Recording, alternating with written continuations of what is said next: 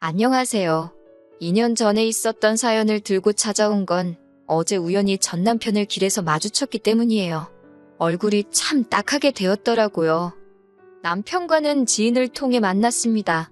남편은 자영업자였고 저는 평범한 직장인이었지요. 1년간 연애했고 별탈 없이 결혼까지 하게 되었습니다. 결혼 당시만 하더라도 남편하고 사이는 좋았어요. 그러다 사이가 틀어진 건 친정어머니가 사고를 당하시면서입니다. 자기 부모 안 불쌍한 자식이 어디 있겠습니까만 저희 어머니 정말 고생 많이 하셨거든요. 그러다 몇 년 전 마지막이라고 시작하신 식당이 그런대로 대박이 나서 이제 숨 좀 쉬고 살겠다며 기뻐하셨지요. 딸도 시집 보냈겠다. 노후 준비도 다 되어 있겠다. 이제 아무 걱정이 없으시다면서요. 그런 어머니께 여행이라도 다니시는 건 어떻겠냐고 권한 건 바로 저였습니다. 어머니의 연세가 70이 넘은 상황이었기에 직접 운전을 하시는 것보다는 관광버스로 여행을 다니시는 게 좋겠다고 한 것도 저였어요. 그래서 어머니가 탄 관광버스가 전복되었다는 이야기를 들었을 땐 이 모든 게 제 잘못인 것 같아 미쳐버릴 것 같대요.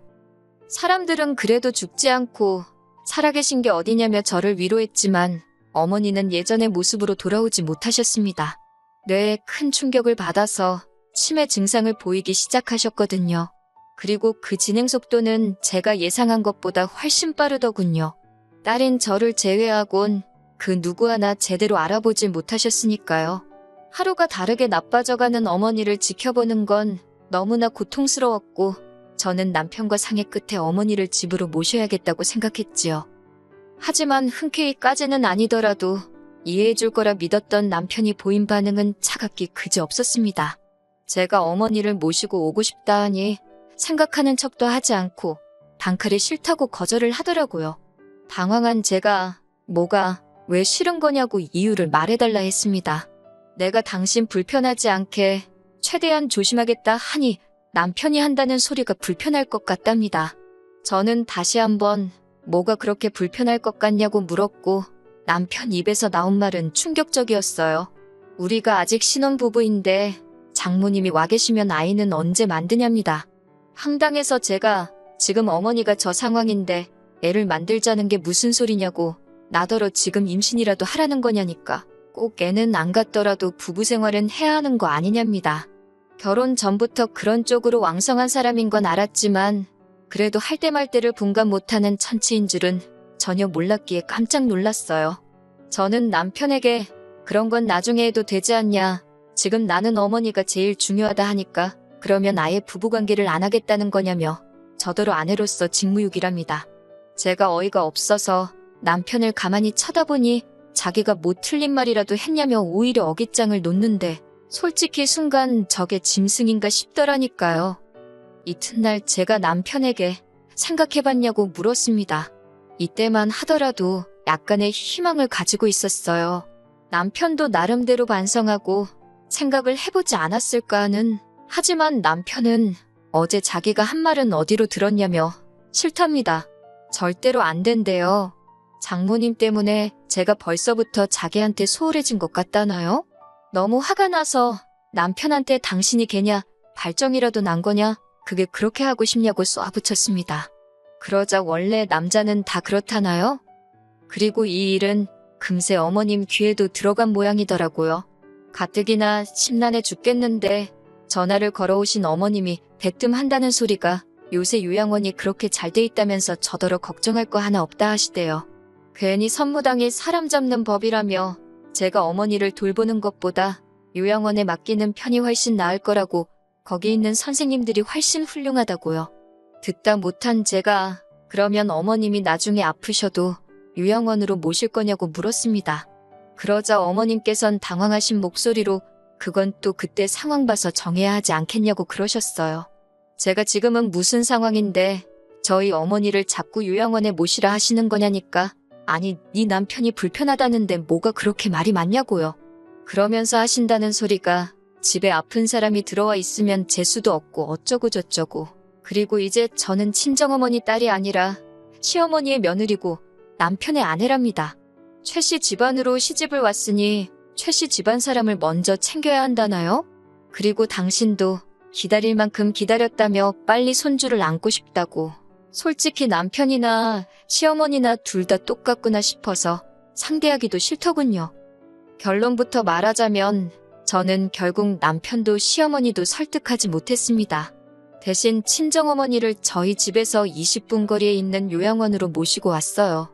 진작에 이쪽으로 모시지 않았던 건 자꾸 장소를 옮기는 게 환자인 친정어머니한테 무리가 될 수 있다고 들었고 곧 저희 집에서 모실 수 있을 거라고 믿었으니까요.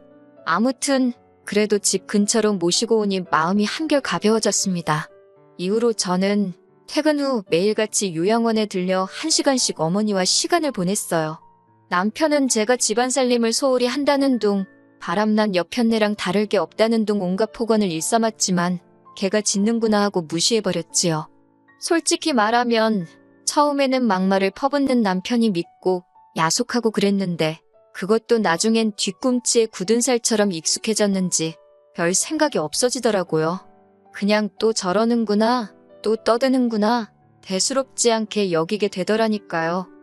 한편 병간호라는 게 사실 마음만으로 되는 건 아니잖아요.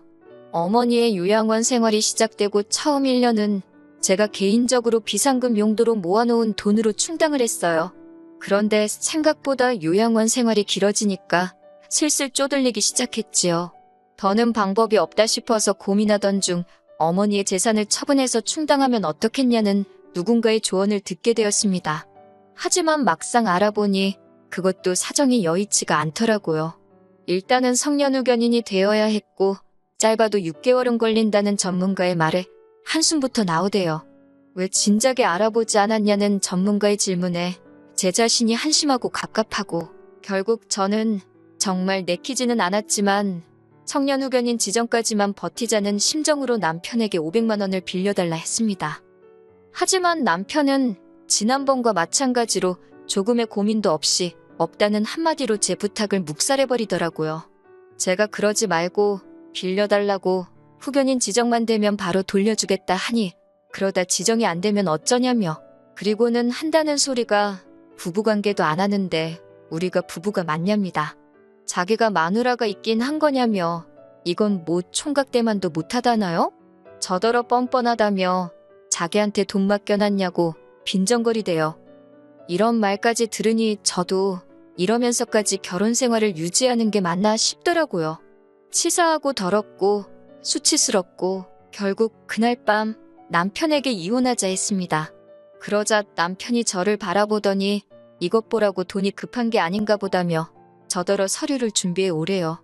이혼해주겠다고요. 하지만 바로 남편에게 이혼 서류를 들이밀지는 못했어요.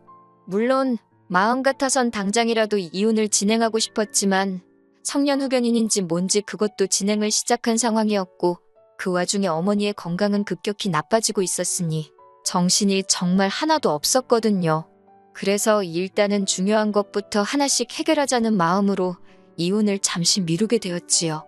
그렇게 한 두어 달쯤 지났을까요?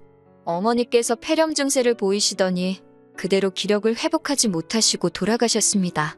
다른 사람들은 치매에 걸려도 10년이고 20년이고 산다던데 왜 친정어머니는 그 몇 년도 버티지 못하시고 서둘러 떠나신 건지 하염없이 며칠을 눈물로 보냈습니다. 이럴 줄 알았으면 회사고 뭐고 관두고 하루라도 더 어머니랑 시간을 보낼걸.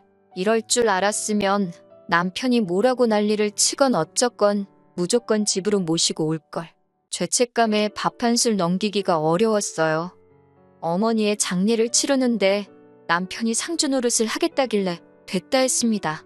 어차피 이 이혼 이야기까지 오가는 마당의 상주는 무슨 장례에도 오지 말라고 했어요. 그래도 어쩐 일로 장례식에 와서 꾸역꾸역 자리는 지키고 있더라고요. 하지만 그 검은 속내를 알아채는 데는 오래 걸리지 않았습니다. 어머니를 그렇게 보내드리고 집으로 돌아온 지 이틀째 되던 날이었어요. 남편이 뜬금없이 상냥한 목소리로 많이 힘드냐고 묻더라고요. 상대도 해주기 싫어서 한번 쳐다보고 말았습니다. 그러자 제 눈치만 살금살금 살피던 남편이 이제 슬슬 이것저것 정리해야 하는 거 아니냐고 그래요. 저는 이혼 이야기인 줄 알고 걱정 말라고 곧 서류 가지고 올 거라고 했습니다. 그러자 남편이 그게 무슨 소리냐며 일단은 장모님이 남기신 재산 같은 것부터 알아보랍니다. 자기가 같이 알아봐 주겠다면서 그런 건 여자 혼자 하는 게 아니라나요? 순간 등골에 소름이 쫙 끼치는 게 제가 개수작 부리지 말고 이혼할 준비나 하라 했습니다. 그러자 남편이 우리 다툼의 원인이 장모님이지 않았냐. 그런데 이제 장모님이 떠나셨으니 우리가 다툴 일도 없을 거라며 이혼은 하지 말자더군요. 미친 상욕이 절로 나왔습니다. 저는 남편에게 친정어머니랑 관계없이 너 같은 인간이랑 살맛대고 못 산다고 했어요. 보기만 해도 소름이 끼친다고요. 그러자 자기가 순순히 이혼을 안 해주면 어쩔 거냐입니다. 그래서 저도 무서울 거 없다고 소송하자고 맞불을 놨지요. 또다시 남편이란 자식이 실실 웃으면서 한다는 소리가 소송하면 장모님 재산 자기랑 나눠야 되는데 저더러 괜찮겠냐입니다. 어이가 없어서 알아보려면 똑바로 알아보라고 했어요. 상속재산은 너랑 안 나눠도 된다고 멍청한 건 답도 없다고 사부치면서요. 하지만 남편은 자기가 조금만 노력하면 제 마음을 돌릴 수 있을 거라고 믿었는지 되도 않는 아침상을 차리질 않나? 청소를 해놓지 않나? 하나같이 멍청한 짓거리만 골라서 하고 있더라고요. 그리고 그렇게 한 2주 정도 지났나 저도 더는 남편이랑 눈치 싸움 하기도 싫었고 슬슬 변호사 알아보고 소송으로 가야겠다 생각하는 와중에 남편에게 사고가 났네요. 가게 주방에서 가스가 터져서 얼굴에 불이 붙었다나요. 병원에서 이야기하기를 얼굴 전면부 화상이 너무 심해서 허벅지에서 살을 갖다 이식을 해야 된다더군요. 그런데 이식만 해서는 보기가 흉할 거라 이후로 성형을 여러 번 해야 한답니다. 문제는 돈이더라고요. 이게 미용 목적으로 분류가 돼서 보험에서 보상을 안 해준다고요. 의식을 찾은 남편에게 저는 덤덤하게 병원에서 해준 이야기를 전했습니다. 그러자 남편이 다행이랍니다. 뭔 소린가 하니 제가 재산을 상속받아서 자기 수술비를 내줄 거 아니냐고요. 어이가 없어서 남편이 저한테 했던 말 그대로 돌려줬습니다. 나한테 돈 맡겨놨냐고요. 사위로서 할 도리도 똑바로 안 한 주제에 어디 죽은 장모 돈을 탐내냐고 미친 엑스라고 퍼부어줬네요. 저는 이후로 변호사를 고용했고 이혼 소송을 시작했습니다. 어머님을 비롯한 시댁 쪽 사람들이 저더러 아픈 사람을 상대로 너무한다고 했지만 제가 못하러 그런 걸 신경 쓰나요? 그리고 소송 끝에 제가 이겨서 이혼할 수 있었습니다. 그쪽에서는 제가 아픈 남편을 내버린다는 식으로 나왔지만 그 전에 남편이 먼저 아픈 장모를 모른 척하고 잠자리로 아내인 저를 협박한 게 더 크게 작용한 모양이더라고요. 지금이야 혼자인 생활에 익숙해졌지만 사실 당시에는 어머니 돌아가시고 얼마 지나지 않아 이혼하고 혼자 감당하기에 쉽지 않았던 게 사실이에요. 그래도 지금은 모든 것이 제자리를 찾아가는 중입니다. 저는 얼마 전 좀 더 나은 조건으로 이직에도 성공했고요. 주말에는 어머니를 찾아갈 생각이에요. 어머니께서도 어디선가 이런 저를 지켜보고 응원해 주시고 계시겠지요?